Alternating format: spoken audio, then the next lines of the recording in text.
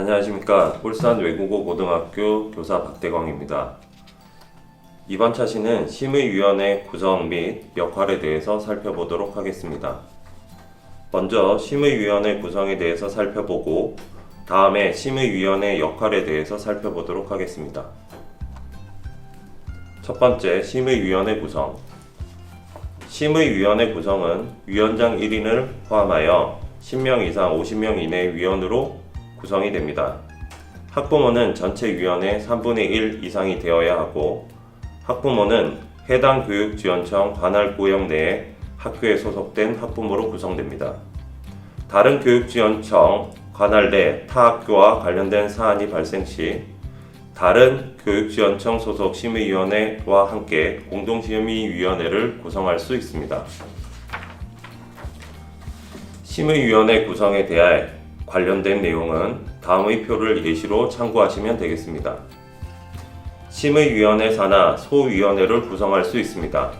심의위원회 전체 위원이 항상 모두 다 모일 수는 없으므로 심의위원회 개최를 위해서 소위원회를 여러 개 구성해 놓고 심의위원회 권한을 위임받아 소위원회에서 학교폭력 사안을 심의할 수 있습니다. 심의위원회가 소위원회에 위임하는 사안은 피해 학생의 보호, 가해 학생에 대한 교육 선도 및 피해 학생과 가해 학생 간의 분쟁 조정이고 학교에서 실시한 긴급 조치와 관련된 사항 등을 소위원회에서 추인하기도 합니다. 그러면 지금부터 심의위원회 역할에 대해서 살펴보도록 하겠습니다. 과거의 처벌 및 선도 중심의 생활교육보다는 관계 회복 중심, 학교의 교육력 회복, 회복 교육 시스템을 구축하는 등 생활교육 패러다임의 변화로 인해서 학교폭력 예방법이 개정되었습니다. 개정 취지에 맞게 사안이 엄중하지 않은 경우 학교장이 자체적으로 해결할 수 있도록 해주었고, 사안이 심각한 경우 학교 내에서 자치위원회를 열지 않고 교육지원청 소속 심의위원회에서 심의함으로써 학교의 업무 부담을 줄였습니다. 그리고 많은 문제가 되었었던 학교 내 자치위원회의 전문성 문제를 단위교육청 소속 심의위원회에서 전문성 있는 위원들로 위촉하면서 해결하였습니다. 지금부터는 심의위원회의 구체적인 역할에 대해 살펴보도록 하겠습니다. 심의위원회의 역할은 다음 표를 보시는 것과 같이 학교 측의 사안조사 결과를 바탕으로 심의 의결하여 피가해 학생에게 조치를 결정한 후 학교로 다시 통보하는 역할을 합니다. 심의위원회의 진행 순서는 다음 표의 순서대로 진행됩니다. 심의위원회의 지위 및 권한에 대해 살펴보면 심의위원회는 학교폭력 예방 및 대책에 관련된 사항을 심의 의결하는 교육지원청 내 법정위원회입니다. 심의위원회의 권한은 해당 지역에서 발생한 학교폭력에 대한 조사 자료의 제출 요구 및 의견 진술을 요청할 수 있는 권한을 가지고 있습니다. 물론 관련하여 습득한 모든 사실에 대해 비밀 유지를 해야 할 의무를 가지고 있습니다.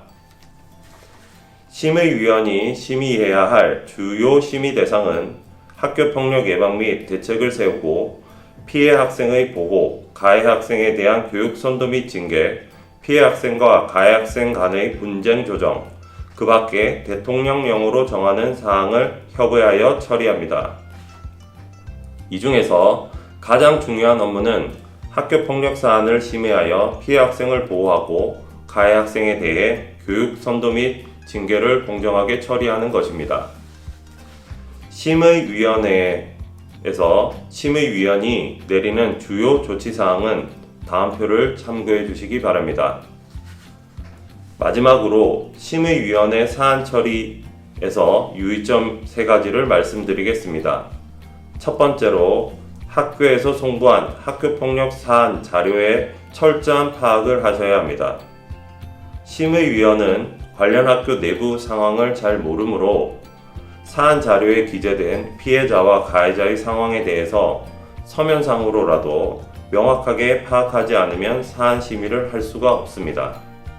특히 양쪽 주장이 첨예하게 대립됨으로써 처리가 어려울 때 사안을 균형 있고 객관적으로 파악하게 해주는 목격자 진술서 등을 잘 파악하여 사안을 객관적으로 재구성하여야 합니다. 두 번째로, 법령에 따른 공정한 심의 및 객관적인 심의 결과를 가져올 수 있도록 노력해야 합니다. 관련 법과 시행령을 충분히 숙지하여 심의에 참여하고 사안이 비슷한 경우 누가 심의해도 비슷한 결과가 나올 수 있도록 객관성을 유지해야 합니다. 이를 해결하기 위해서는 각 소위원회별로 정기적으로 사안 결과에 대해서 비슷한 결과가 나오는지 모니터링을 실시하는 것이 좋을 것 같습니다. 마지막으로 사안 심의에 있어서 온정주의를 배제해야 합니다. 사안을 심의하다 보면 학생들의 안타까운 상황들이 눈에 들어오게 되고 그러다 보면 감정에 치우쳐서 객관적인 결론을 내릴 수 없습니다. 사건은 사건 그 자체로 객관적으로 인식하고 심의에 참여해야 합니다. 사건 대상자에 대한 감정이입은 처분 결과의 신뢰도 하락을 유발할 수 있으므로 사안 심의는 철저하게 온정주의를 배제해야 합니다. 이상으로 심의위원회 역할에 대해서 설명을 마치겠습니다. 이러한 역할을 잘 숙지하시고 심의위원회에 참여하여서 공정한 결과가 도출될 수 있도록 노력해 주시기 바랍니다. 이상입니다.